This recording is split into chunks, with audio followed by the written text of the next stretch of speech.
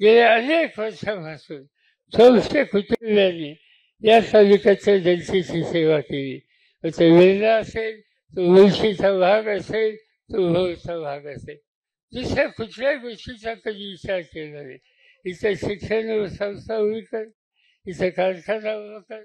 आज काही लोक येऊन इथं टीका तुफानी करतात, कारखाना चालूचा आला नाही म्हणतात. मी 2 दिवसाच्या पूर्वी शिरूर तालुक्यामध्ये होतो. तिथे असं ऊसाचा भरपूर शॉप, ऊस पुरेसा आहे, पण तिथला कारखाना चालू द्यायचा नाही. तिथे आपल्या जिल्ह्याच्या नेत्यांनी जाहीरपणाने एकदा सांगितलं, कारखाना कसा चालवतो हे मी बघतो. अरे तुम्ही नेते झाला, तुम्ही मुख्यमंत्री झालात, सत्ता तुमच्या हातात आली. सत्ता आल्याच्या नंतर पाय जमिनीत ठेवायचे असतात, डोकं शांत ठेवायचे असतं, गोरगरिबाला मदत करायची असते.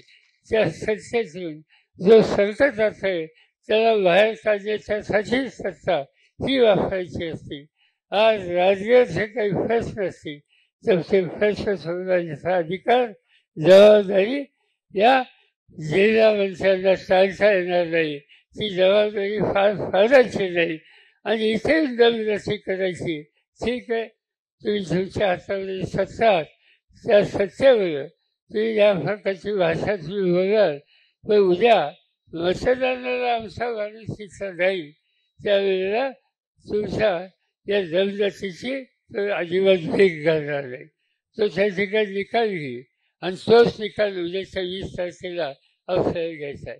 गेले अनेक वर्ष तुम्हा लोकांच्या प्रश्नाची सोडवणूक करणं, ठिकठिकाणी अडचणी ज्या आहेत त्या दूर करणं, हे काम अखंडपणानं संग्राम त्यांच्या सरकारने केलं. या तालुक्यामध्ये रस्ते किती नाही. एक काळ असा होता, भरलेल्या मुळशीमध्ये रस्ता नावाची गोष्ट नव्हती, पण आनंदसाहेबांच्याकडे नेतृत्व आलं आणि त्याच्यानंतर तीच नेतृत्वाची कमान संग्राम संस्थेने घेतली.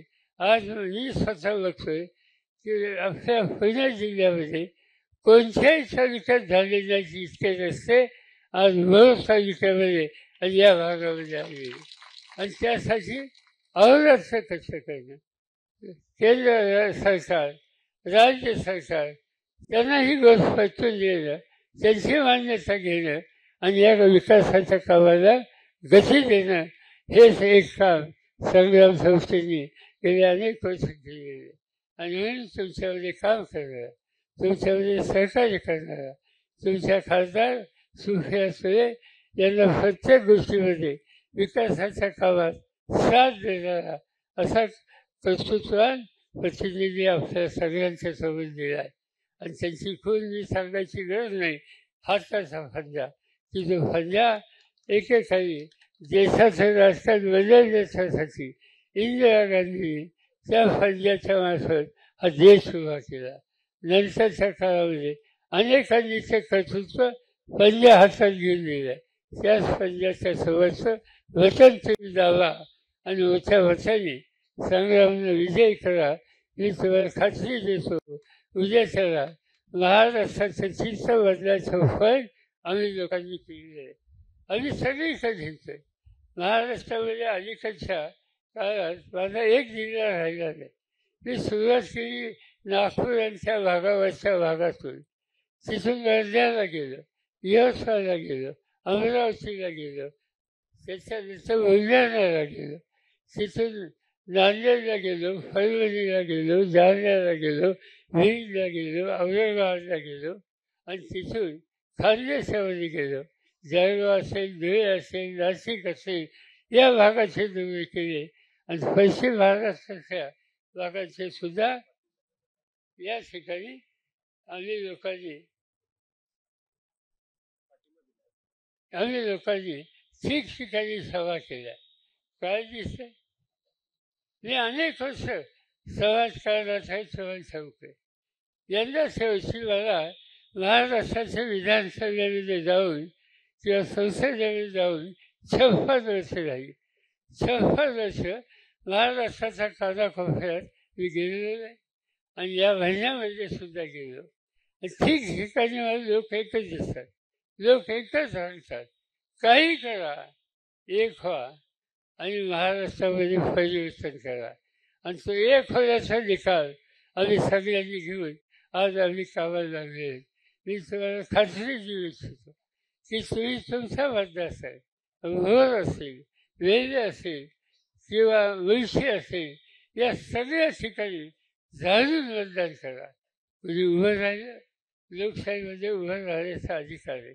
पण हल्ली पैशाच्या जोरावर निवडणुका लढण्याचं संस्था काही लोकांना पडतं आहे आणि ते पैशाच्या जोरावर त्यांना असं वाटतं निवडणुका जिंकू शकतं. पैसा हा जर निवडणुकीला काम करू शकला असता तर या देशाचं राजकारण हे सामान्य लोकांच्या हातात कधीही गेले नसते. आज लोक बांधिलकी ठेवतात, निश्चयाची किंमत करतात आणि त्या निश्चयाला खऱ्या अर्थानं जतन करण्यास शक्ती देणं हे तुमचं माझं कर्तव्य आहे. आणि तेच काम उद्याच्या निवडणुकीमध्ये 20 तारखेला हाताच्या चित्रापुरतं वतन दाबा, मोठ्या मताने विजय करा. मला खात्री आहे की मताचा विक्रम करून आज संग्राम चौथे या ठिकाणी निवडून येतील.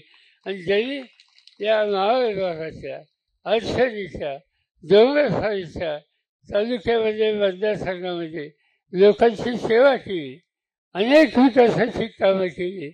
उद्या आमच्या आसामध्ये महाराष्ट्राची सत्ता आल्याच्या नंतर जसं आनंदराव संस्थेंना महाराष्ट्रामध्ये सरकार चालवण्यामध्ये सहभाग होण्याची संधी मिळाली, तेच काम संग्रामाच्यावरती होण्याच्या उद्देश खबरदारी त्या ठिकाणी घेतली जाईल एवढंच या ठिकाणी सांगतो.